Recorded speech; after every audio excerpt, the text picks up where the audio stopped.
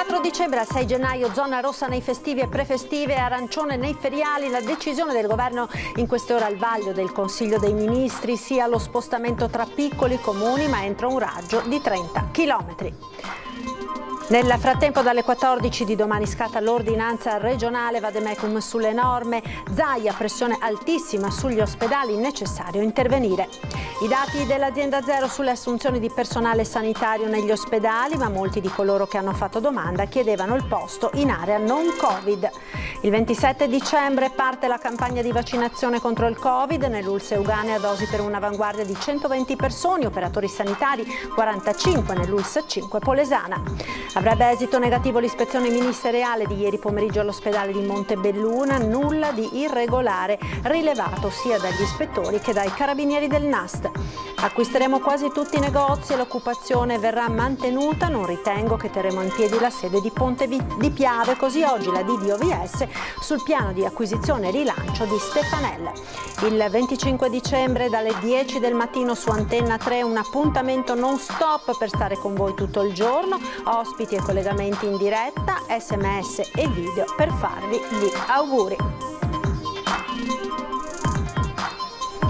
Ben ritrovati con l'edizione del Veneto dei nostri telegiornali. Dunque le anticipazioni della ordinanza del nuovo DPCM del governo dal 24 dicembre al 6 gennaio. L'Italia sarà zona rossa nei giorni festivi e prefestivi e arancione nei giorni lavorativi, a quanto ha comunicato il Premier alle regioni dopo l'incontro con i capi delegazione della maggioranza ed il ministro Boccia e prima del Consiglio dei Ministri che è iniziato alle 18. Passa la linea di far rimanere i divieti pesanti il 24, 25, 26 e 27 di dicembre, dal 31 dicembre al 3 gennaio ed il 5 e 6 di gennaio. Restano quindi arancioni i giorni 28, 29, 30 dicembre e il 4 di gennaio.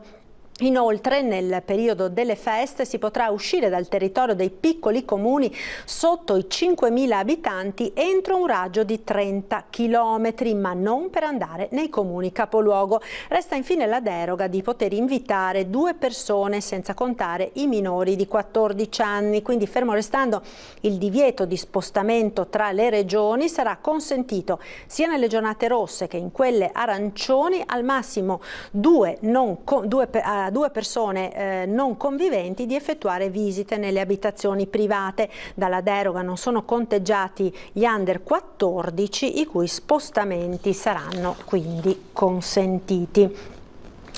Intanto non accenna in Veneto a diminuire la curva del virus, 1583 nuovi positivi nel report di questa sera di Azienda Zero. Vediamo insieme la tabella appunto inviata dalla Regione. Sommati ai casi di questa mattina si arriva a 3.801 nuovi positivi in Veneto nelle 24 ore. Resta sempre pesantissimo il bilancio delle vittime, altre 102 persone hanno perso la vita. Sul fronte dei ricoveri cala lievemente la pressione sugli ospedali. In area non critica sono ricoverate 2.911 persone, 46 in meno rispetto a ieri e 368 in terapia intensiva, 2 in meno rispetto a ieri.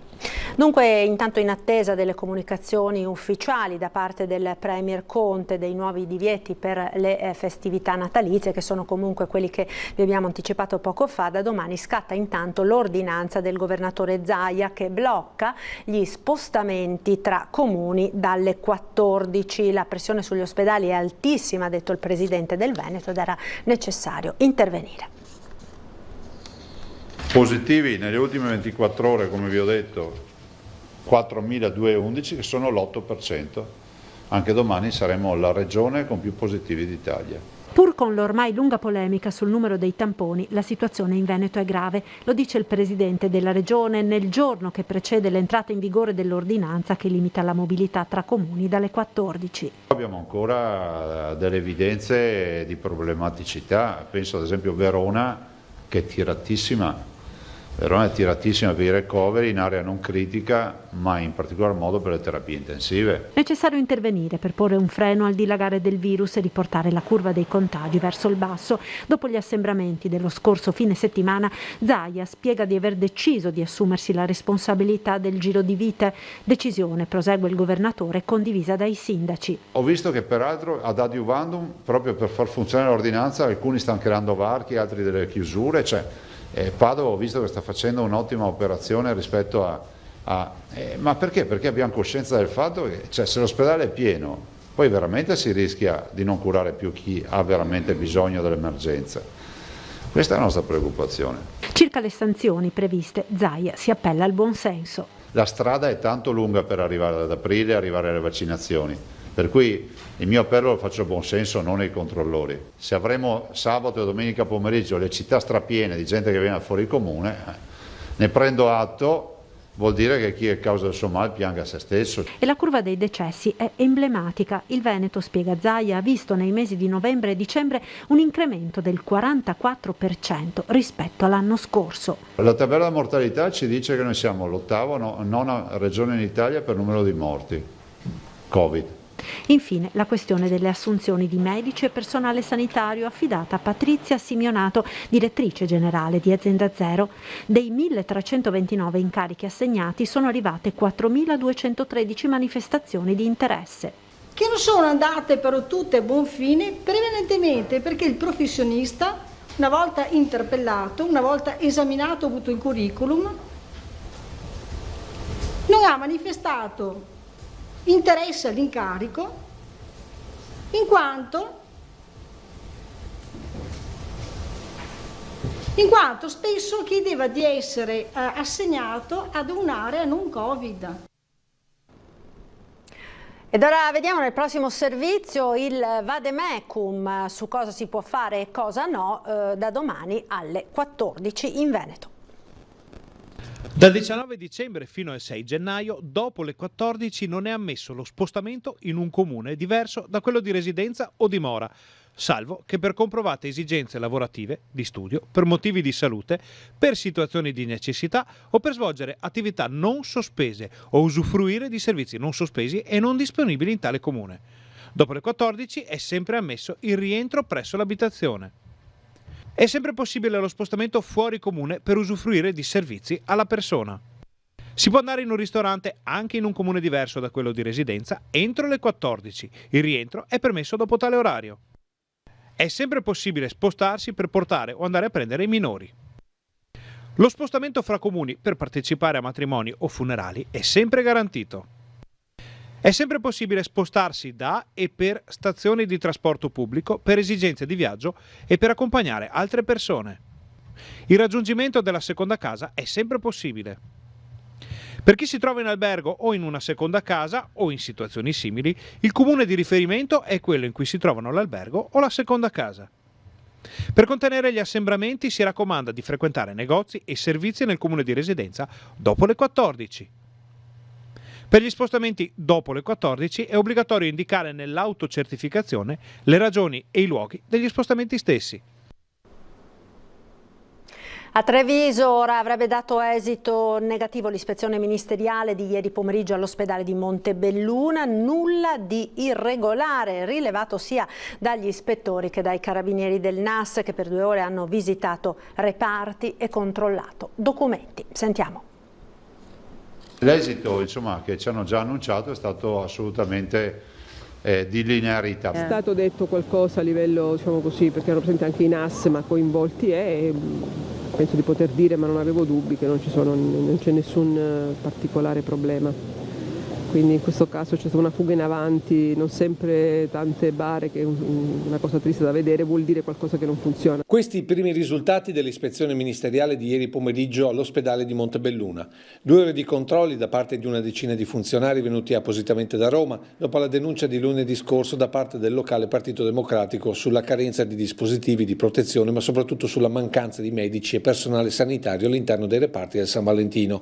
Un'ispezione vista positivamente dalla Regione. Siccome la leggenda ormai la dà, qua combattiamo tutti i giorni contro le stupidate che si sentono dire che le terapie intensive non esistono, che i malati non vengono caricati perché vengono portati direttamente ai pronto soccorsi, non entrano, che poi ci sono delle persone che vengono portate a morire in particolari luoghi degli ospedali. Tutte queste robe che ci sono degli ospedali tipo Montebelluna pieno di bar. Per fortuna ieri c'è stata l'ispezione.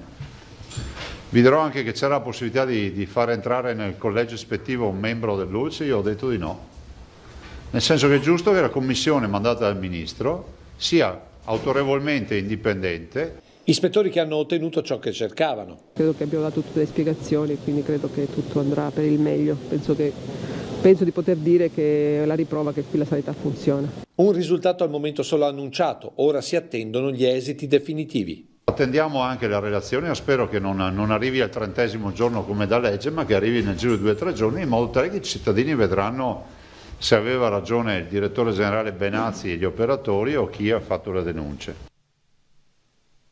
21 anziani deceduti negli ultimi 30 giorni alla casa di riposo di Piove di Sacco, una situazione molto grave se si pensa che fino a un mese fa la residenza era rimasta indenne dai contagi da Covid.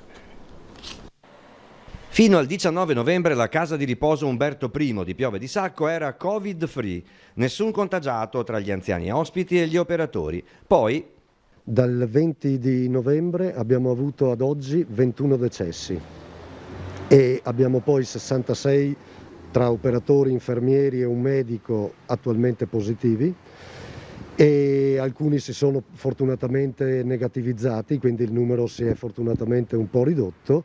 E appunto poi abbiamo una situazione di difficoltà e di criticità per quanto riguarda il personale. Da un giorno all'altro il CRAUP si è trasformato da isola felice del Covid-19 a centro di contagio. Che cosa è successo? Stiamo pagando un po' la virulenza, la forza di questo virus, che è almeno tripla rispetto alla fase precedente. E credo che le aperture, i mancati lockdown e probabilmente anche una variazione di diffusione, questo in qualche modo ha alterato tutti gli equilibri. Il personale sta lavorando il doppio, dice Roccon, che non nasconde la gravità della situazione e le difficoltà nel controllarla. L'ULSS 6 ha inviato operatori di rinforzo al posto di quelli in quarantena. Fanno ben sperare per il futuro, ma con prudenza, i dati su ospiti e personale prima positivi e ora negativi. So che non solo si sta facendo il possibile, ma si cerca di raggiungere anche l'impossibile. Il dato che ci fa anche ben sperare è nel numero dei negativizzati, di chi sta guarendo, e quindi vuol dire che le misure stanno funzionando.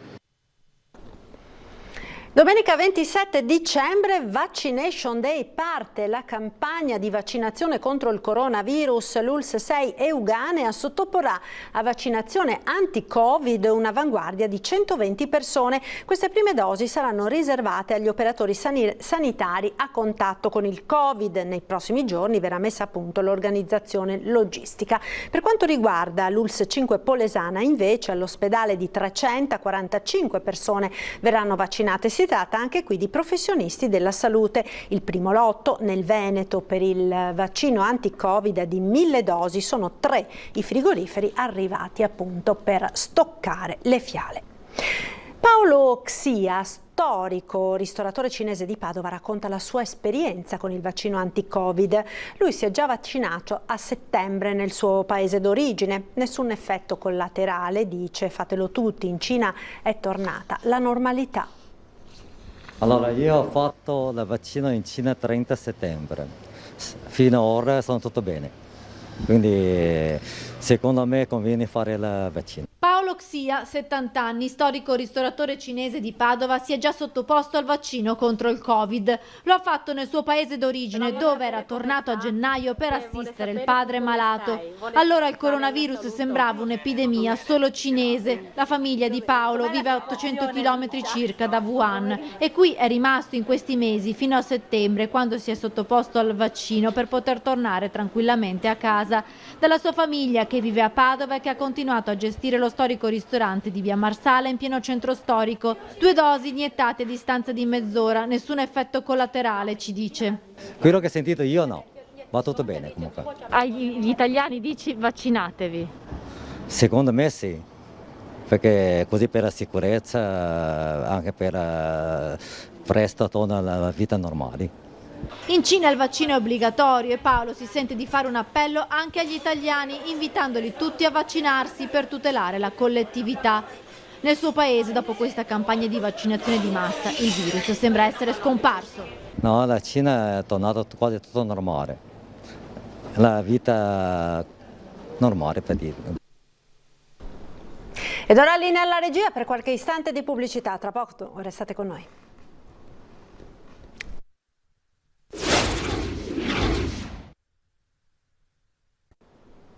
Ed eccoci in diretta con il TG del Veneto di Antenna 3, approvato il bilancio di previsione 2020-2022 della Regione Veneto. Sentiamo. Un bilancio coerente, sobrio e soprattutto tax free vede il Veneto capace di non tassare i propri cittadini e di continuare a erogare servizi in un'eccellenza che la vede tra le prime regioni d'Italia in termini di servizi erogati ai propri cittadini. Come aveva promesso il Presidente Luca Zaia, per il bilancio di previsione 2020-2022 non sono previste tasse per 1.219 milioni fra mancata applicazione dell'IRPEF e rinuncia all'imposizione del ticket regionale.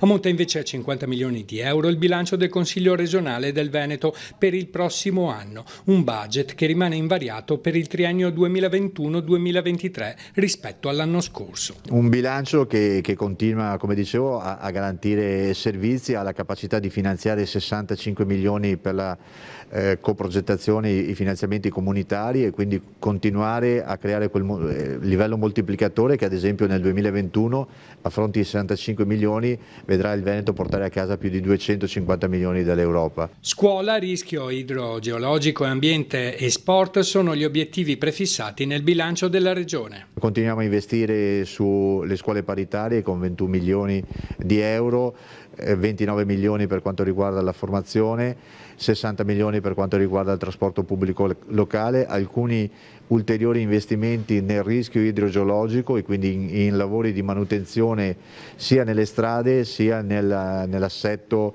di un nostro territorio che, come viviamo tutti i giorni, è colpito anche da frane e da continue alluvioni. Attenzione all'ambiente con soldi dedicati anche alla sistemazione di alcune discariche del nostro territorio, insomma credo un bilancio contemporaneo che tiene conto delle risorse che abbiamo a disposizione ma che permette il Veneto di vedere anche la forza di finanziare un grande evento come sarà il Mondiale 2021 di sci. Addio alla storica sede Stefanel di Ponte di Piave, la D di OVS oggi nella conferenza stampa a Milano prima di Natale ha annunciato il piano di sviluppo per il marchio trevigiano. Acquisiremo quasi tutti i negozi, l'occupazione sicuramente verrà mantenuta, speriamo possa essere aumentata, ha detto Beraldo. Non ritengo che terremo in piedi la sede di Ponte di Piave. Dopo la notizia dell'acquisizione di Stefanel da parte del gruppo Veneto OVS arriva la doccia fredda per il Maxi Polo appunto trevigiano, così come si apprende dall'amministratore delegato. Salvi i dipendenti, per 20 è già stato concordato un esodo con buona uscita, i restanti 25 verranno riassorbiti, salva anche buona parte dei punti vendita. Il 25 dicembre, giorno di Natale, Antenna 3 vi farà un regalo speciale, un'intera giornata da passare insieme in un giorno particolare, reso purtroppo complicato dal Covid e dalle restrizioni. E buongiorno, ben ritrovati in diretta a questa edizione straordinaria che avevamo annunciato per seguire Sarà un Natale diverso, un Natale difficile, un Natale in casa, ma noi per voi ci saremo, come sempre. Il 25 dicembre alla vostra festa è con Antenna 3, una non-stop tutta la giornata in compagnia della nostra emittente, un Natale ricco di voci, testimonianze, immagini, storie e auguri.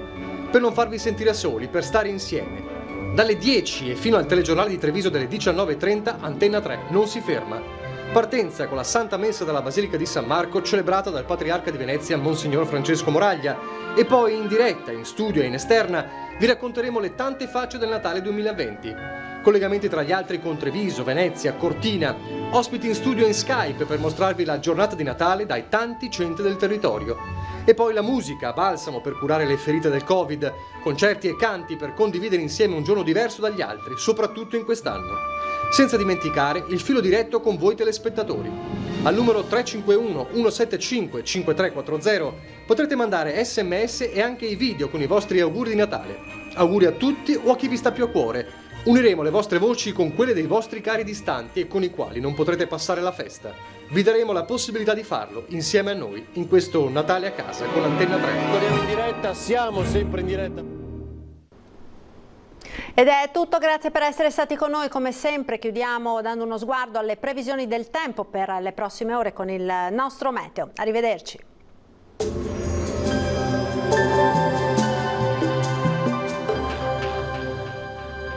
Agenzia Le Cirque. Per vendere o acquistare la tua casa, Agenzia Le Cirque. Professionisti al tuo servizio. Bentrovati al meteo. Cala lievemente la pressione atmosferica, ma il tempo si mantiene tutto sommato stabile nel weekend prima delle festività di Natale. Il dettaglio di sabato 19 dicembre. Sul Veneto il cielo risulterà sereno o al massimo poco nuvoloso, specie sulle zone montane e pedemontane. In pianura iniziali foschie e nebbie diffuse, in diradamento durante le ore centrali, lasceranno così spazio ad un cielo sereno o poco nuvoloso. Solo localmente persisteranno anche durante il giorno. Temperature stazionarie, minime tra lo 0 e i 4 gradi, valori massimi invece tra gli 8 e i 10 gradi. Ci spostiamo ora sul Friuli Venezia Giulia, molte nubi ma non mancheranno timide schiarite soleggiate. Non sono comunque attese precipitazioni degne di nota. Temperature minime tra lo 0 e i 6 gradi, massime sui 9-11 all'incirca. Uno sguardo infine al Trentino Alto Adige, dove prevarrà il sole, tuttavia con qualche addensamento, specie sui settori meridionali della regione. Temperature minime intorno allo 0-1 grado, massime sui 7-8 all'incirca. Dal meteo di Antenna 3 per ora è tutto, grazie per l'attenzione e arrivederci.